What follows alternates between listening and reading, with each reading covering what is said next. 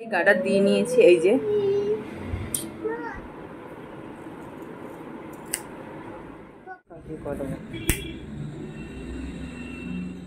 তো আমার কমপ্লিটলি হয়ে গেছে চুল কাটিং। এটাই আমার ফাইনাল লুক। আমি একটু সেট দেখে নিলাম যে ঠিকঠাক হয়েছে কিনা। তো চুল আমার কাটিং কমপ্লিট, পুরো ডান। হ্যালো এভরিওয়ান, সকলকে স্বাগত। আজকে একটা বিউটি টিপস দেব, সেটা হলো হেয়ার কাটিং। হেয়ার কাটিং কিভাবে করবে নিজেরাই বাড়িতে, সেটাই নিয়েই আজকে টিউটোরিয়াল করতে চলেছি। ছোট্ট একটা ভিডিও, সকলকে একটুখানি রিকোয়েস্ট, কেউ কিন্তু স্কিপ করে চলে যাবে না, পুরো ভিডিওটা দেখবে। তো আজকে আমি ভেবেছিলাম তোমাদের সকলের সাথে শেয়ার করবো বলেই দিয়েছিলাম, কিন্তু ভেবেছিলাম আবার আমি যাব পার্লারে। তো শেষমেশ ভাবলাম না, পার্লারে আর যাবো না, টাইমও নেই সেরকম একটা হাতে। আর সত্যি কথা বলতে আমি নিজের হেয়ার কাটিংটা নিজেই করলাম। কিভাবে করলাম সেটাই তোমাদের সকলের সাথে শেয়ার করছি। দুটো পার্টে আমি কিন্তু ভাগ করে নিয়েছি চুলটা। দেখো, সামনের পার্টটা ফ্রন্টের আমি কাটিংটা করব, তার জন্য বেঁধে নিলাম একটা যে কোনো গাডার ফাডার দিয়ে। তোমরা মাথার সামনে চুলটা বেঁধে নেবে, পেছনের একটা পনিটেল করে নেবে। তো নিয়ে আমি দুটো ভাগে ভাগ করে নিয়েছি, নিয়ে একটা সেট করে আমি যেভাবে চুলটা কাটিং করলাম, তোমরা তোমাদের নাক বরাবর নাক বরাবর নিলে একটু চুলটা ছোট হবে, আর থুতনি বরাবর নিলে চুলটা কানের পাশে যাবে। তোমরা এই বুঝে তোমরা কিন্তু কাটিংটা করতে পারো। তো সামনের ফ্রন্টের কাটিংটা আমার হয়ে গেছে, একটু দেখে নেবো সেট হচ্ছে কিনা। সেটিংটা মেন জিনিস, সেটিংটা যদি ঠিকঠাক না এবড়ো কেবড়ো হয়, সেটা তোমরা একটু প্রসেসিং করে নেবে। আমার কাছে যেহেতু আমি একটা বিউটিশিয়ান, তো আমার কাছে নর্মাল এই যে সিজারগুলো থাকে, এগুলোকে সিজার বলা হয়, তো এগুলো আমার কাছে থাকে। যাদের বাড়িতে নর্মাল কাঁচি আছে বা ক্যাঁচি আছে, মানে যে কাঁচি আছে, সেটা দিয়েও করতে পারো। তো আমার কাছে যেহেতু আছে, তো আমি করলাম। তো আমার ফ্রন্টের কাটিংটা হয়ে গেছে, গুটি রেখেছে চুলটা। আর এদিকে পেছনের দিক থেকে চুলটা নিয়ে আমি ভালো করে কোম করে নিয়েছি। মেন হলো আঁচড়াতে হবে চুলটা, তোমাদের ভালোভাবে আঁচড়ে নিলে চুলটা কাটিংটা কিন্তু সেটিংটা খুব সুন্দর হবে। তো আমার চুলটা ভীষণই ড্যামেজ হয়েছিল, তো পরিমাণটা একটু বেশি কাটিং করতে হলো চুলটা, নাহলে একটু কম কাটিং করলেও হতো, আর একটু বেটার হতো। আর একটু কাটিং করলে তো ভাবলাম না থাক, বেশি দরকার নেই। তো অনেকটাই কাটিং করেছি, যাই হোক দেখতেই পাচ্ছ অনেকটা কাটিং হয়েই গেছে।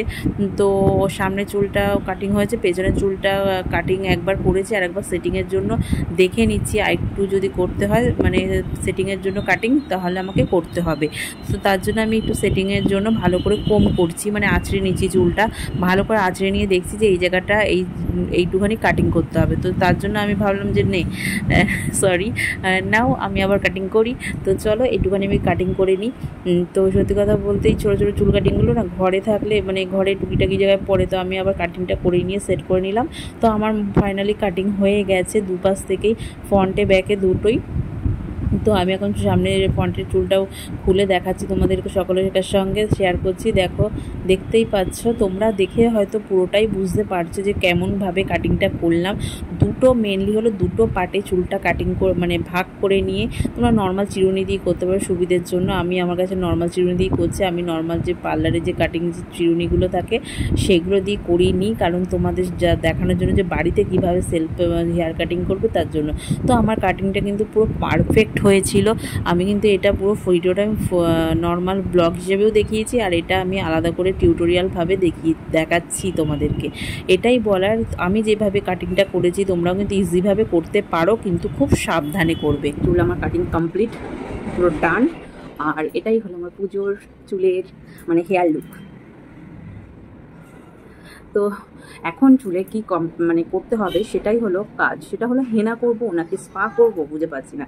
কিন্তু স্মুদিং দয়া করে, স্ট্রেটনিং, স্মুদিং, কিচ্ছু দয়া করে এই দুটো জিনিস একদম কেউ করো না। সকলকে রিকোয়েস্ট করছি হাত জোর করে, কারণ এই জিনিস দুটো কিন্তু খুবই খারাপ। এখনকার সময় চুলের সমস্যা প্রায় 90% মানুষেরই রয়েছে। তো সেখানে যেটুখানি মাথায় চুল রয়েছে সেটাকে যত্ন করো, স্পা করো, হেনা করো, ঘরোয়া কোনো টিপস থাকলে সেগুলো ফলো করো, কিন্তু দয়া করে এই সমস্ত জিনিস করো না। হ্যাঁ, করবে না বলা ভুল, করবে যাদের সামর্থ্য রয়েছে। তবুও সামর্থ্য থাকলেও কিছু কিছু আছে জিনিস যেগুলো না করাই বেটার। এটাই আমার পার্সোনালি মতামত। এবার কেউ টাকার জন্য করে, ঠিক আছে, বা যারা বিউটিশিয়ান রয়েছে যারা, তারা হয়তো তাদের কিছু ইনকাম হবে বলে তারা করছো, সেও ঠিক আছে, কিন্তু এটা ঠিক না, একদম ঠিক না। পার্সোনালি একজন বিউটিশিয়ান হয়ে তার সব কিছু জানা দরকার, ঠিক আছে, কিন্তু সবসময় তার যে কাস্টমার তাকে সবসময় এইসব দিক থেকে না করাই ভালো। সাজেশন দেবে। এবার যদি না মানে, সাজেশন যদি না নেয়, তার যদি তাও করার ইচ্ছা হয় তখন আর কিছু করার নেই, কিন্তু সাজেশন প্রথমে দেওয়া অবশ্যই উচিত একটা বিউটিশিয়ান হয়ে। আমি তো সবসময়ের জন্য সাজেস্ট করি যে একদম কেউ করবে না, সেখানে স্পা করো, হেনা করো, ট্রিটমেন্ট করো, নর্মাল বাড়িতে কোনো রেমেডি ফলো করো, কিন্তু দয়া করে কেউ স্মুথনিং, স্ট্রেটনিং দয়া করে কেউ করো না। তো চলো, বেশি বকব করে ফেললাম। তো আমার চুল কাটিংটা কমপ্লিটলি হয়ে গেছে, বেশ ভালোই হয়েছে। দোকানে যাওয়ার থেকে বাড়িতেই কাটিং করে নিলাম, যেহেতু আমি পারি আর আমি একজন বিউটিশিয়ান, সেই জন্য। যারা বিগিনার আছো বা যারা পারো না বা কিছু এক্সট্রা করে বাড়িতে কিছু করতে যেও না, চেষ্টা করলে করতে পারো যদি চুল বড় থাকে বা কিছু। কিন্তু ছোটো চুল আছে, তাও ভাবছো কাটিং করবো, কাটিং করে দেখা গেলো ঠিকঠাক হলো না, আবার পার্লারে যেতে হবে, মানে আরও ছোটো চুল কাটিং করতে হবে, ছোটো করতে হবে, তো সমস্যা হয়ে যাবে। তার জন্যই বলছি, যাদের ভাবছো যে বাড়িতে করলে করতে পারো, কিন্তু নিজের কথা মাথায় রেখে করবে, নিজের দিক ভেবে চিন্তে করবে। আমার চুলটা যেহেতু বড় আর আমি একজন বিউটিশিয়ান, সেহেতু আমি নিজেরটা নিজে কাটিং করে সেট করে নিতে পারলাম। তাও তোমরা আমার যে ভিডিওটা আমি তোমাদের সকলের সাথে শেয়ার করছি, তো এটাই বলা যে যদি চেষ্টা করো, হয়তো পারবে না কেন, অবশ্যই পারবে, তো করতে পারো।